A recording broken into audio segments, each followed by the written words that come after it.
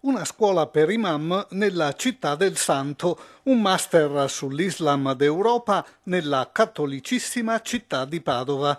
D'altra parte, cancellare il pregiudizio, spazzare via i luoghi comuni tramite una conoscenza approfondita sono le premesse per una vera integrazione. L'iniziativa dell'Università di Padova è sostenuta dalle ACLI regionali che mettono a disposizione alcune borse di studio.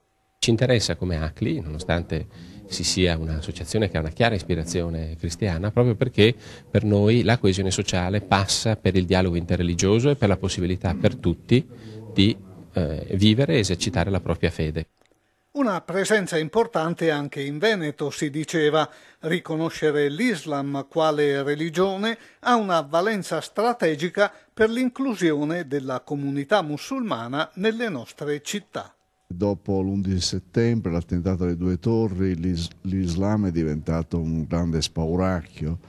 La realtà è che l'Islam è molto differenziato, plurale al suo interno e che quelle che noi chiamiamo imam sono delle persone che svolgono un servizio religioso per conto di una comunità.